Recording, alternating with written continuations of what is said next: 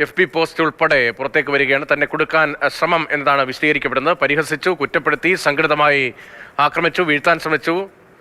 നേരത്തെ ഒപ്പമുണ്ടായിരുന്നവരെല്ലാം തന്നെ ഒറ്റപ്പെടുന്നു എന്ന സ്വരത്തിലാണ് പരിഹസിച്ചു, കുറ്റപ്പെടുത്തി, സംഘടിതമായി ആക്രമിച്ചു, വീഴ്ത്താൻ ശ്രമിച്ചു തുടങ്ങി പറഞ്ഞുകൊണ്ടാണ് സ്തുതിപാടി എത്തിയവർ പോലും ഇപ്പോൾ വളഞ്ഞിട്ട് ആക്രമിക്കുന്നു. വിമർശകരായി കുത്തിയിട്ടും പരിഭവങ്ങളില്ലാതെ അയാൾ പോരാടുകയാണ്. കാരണം അയാൾ ഈ പ്രസ്ഥാനത്തിന് വേണ്ടിയാണ് നിലകൊണ്ടത് എന്ന് പറഞ്ഞാൽ രാഹുൽ നേരത്തെ മാധ്യമങ്ങളോട് സംസാരിച്ചപ്പോൾ വിശദീകരിച്ചതുപോലെ താൻ ഇത്രമേൽ ആക്രമിക്കപ്പെടുന്നതിന് കാരണം അത് പാർട്ടിയെ പ്രതിരോധത്തിലാക്കുന്ന ഘട്ടങ്ങളിലെല്ലാം പാർട്ടിക്ക് ഒപ്പം നിൽക്കുകയും പാർട്ടിക്ക് വേണ്ടി വാദിക്കുകയും എതിരാളികളെ നിശ്ചിതമായി ആക്രമിക്കുകയും വിമർശിക്കുകയും ഒക്കെ ചെയ്തിട്ടുണ്ട്. അത്തരം പ്രതികരണങ്ങളാണ് തന്റെ ഭാഗത്ത് നിന്ന് ഉണ്ടായിരുന്നത്.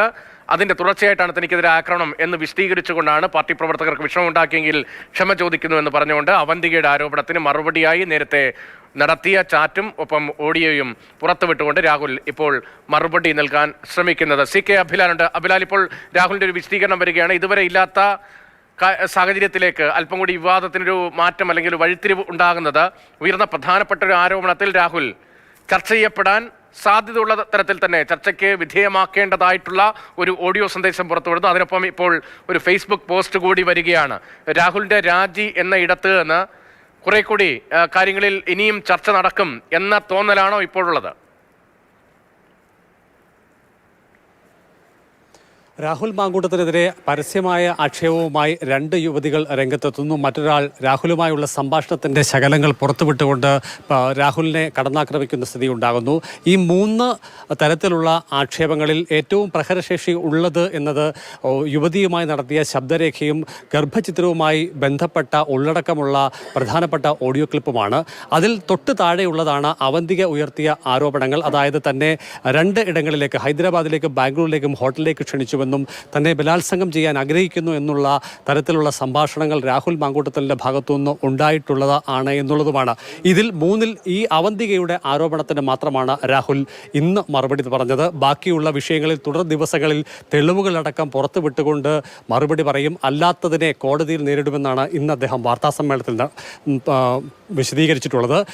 ശബ്ദ സന്ദേശത്തിൽ നിന്നും മനസ്സിലാക്കാൻ കഴിയുന്ന 2 കാര്യങ്ങളുണ്ട്. അത് ഏറ്റവും ഒടുവിൽ രാഹുൽ മാങ്കൂട്ടത്തിൻ്റെ പ്രതികരണം കൂടി വന്ന ശേഷം അവന്തികയുടെ മറുപടി കൂടി നമ്മൾ സംപ്രേഷണം ചെയ്തിരുന്നു. ഈ 2 പ്രതികരണങ്ങളിൽ നിന്ന് നമുക്ക് മനസ്സിലാക്കാൻ കഴിയുന്ന 2 കാര്യങ്ങളുണ്ട്. അത് ഈ ശബ്ദ സന്ദേശം, രാഹുൽ പുറത്തുവിട്ട ശബ്ദ സന്ദേശം റെക്കോർഡ് ചെയ്യപ്പെട്ടത് ഈ മാസം 1-ാം തീയതിയാണ്. അതായത് രാഹുലിനെതിരെ ആരോപണങ്ങൾ ഉയർന്നു വരുന്നതിന് ഏറെക്കുറെ 20 ദിവസങ്ങൾക്ക് മുൻപ് ശബ്ദ സംഭാഷണത്തിൽ ഉൾപ്പെട്ടിട്ടുള്ള 2 വ്യക്തികളിൽ ഒരാൾ അവന്തിക ആണ്, അതല്ല എന്ന് അവന്തിക പോലും പറയുന്നില്ല. ചുരുക്കത്തിൽ രാഹുൽ പങ്കുവച്ച ശബ്ദ സന്ദേശം ക്ലിയറാണ്. അതിൻ്റെ ഉടമ അവന്തിക തന്നെയാണ് എന്നുള്ളതും വ്യക്തമാണ്. അതിനകത്ത് പറഞ്ഞിരിക്കുന്നതിൽ പ്രധാനപ്പെട്ട ഒരു കാര്യം, അതായത് പിന്നീട് 20-21 ദിവസങ്ങളിൽ അവന്തിക മാധ്യമങ്ങളിലൂടെ ആരോപിച്ച ഒരു വിഷയങ്ങളും ഈ ശബ്ദ സന്ദേശത്തിൽ കാര്യങ്ങൾ അന്വേഷിക്കാൻ വേണ്ടി വിളിച്ച മാധ്യമ പ്രവർത്തകനോടുള്ള മറുപടിയിൽ എവിടെയും അവന്തിക പറയുന്നില്ല എന്നുള്ളതാണ് വ്യക്തം. മറ്റൊന്ന്, രാഹുൽ മാങ്കൂട്ടം എൻ്റെ ഏറ്റവും അടുത്ത സുഹൃത്താണ്. തനിക്ക് അദ്ദേഹത്തിൽ നിന്നും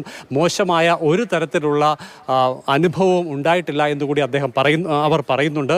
മറ്റൊന്ന്, ഏതെങ്കിലും തരത്തിലുള്ള പരാതിയുമായി താൻ മുന്നോട്ട് പോകാൻ തയ്യാറെടുക്കുന്നില്ല. തനിക്ക് ഭീഷണി ഉണ്ട് എന്ന് നിങ്ങൾക്ക് ഭീഷണിയുണ്ട് എന്നുള്ള വിവരം കൂടി ഉൾപ്പെടുത്തിയ ചോദ്യമാണ് അവന്തികയോട് മാധ്യമപ്രവർത്തകൻ ചോദിക്കുന്നതെങ്കിൽ അത്തരത്തിലുള്ള യാതൊരു പ്രതികരണവും മറുപടിയായി അവന്തിക ഈ സംഭാഷണത്തിൽ എവിടെയും പറയുന്നില്ല.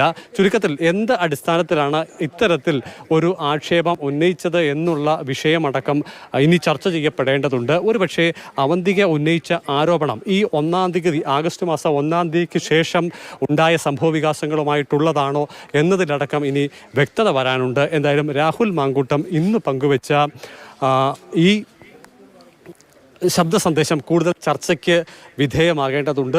അപ്പോഴും അദ്ദേഹത്തിനെതിരെ ഉയർന്നു വന്ന പോകാൻ ഒരുങ്ങുകയാണോ അതോ പ്രധാനപ്പെട്ട ഏതെങ്കിലും നേതാക്കൾ അവിടേക്ക് എത്തുകയാണോ, അക്കാര്യത്തിൽ ഒരു വ്യക്തത ദൃശ്യങ്ങളിൽ ഉണ്ടാകേണ്ടതുണ്ട്. നേരത്തെ വന്ന Facebook പോസ്റ്റ് അത് രാഹുൽ ഗാന്ധിയുടെ ചിത്രം ഉൾപ്പെടുത്തിക്കൊണ്ടുള്ള Facebook പോസ്റ്റായിരുന്നു. സ്വന്തമായി ന്യായീകരിക്കുന്ന തരത്തിലല്ല, അങ്ങനെയാണ് നേരത്തെ ഞാൻ പറഞ്ഞതെങ്കിൽ സ്വന്തമായി ന്യായീകരിക്കുന്ന തരത്തിലല്ല. രാഹുൽ ഗാന്ധിയെ കുറിച്ചാണ് പോസ്റ്റ്.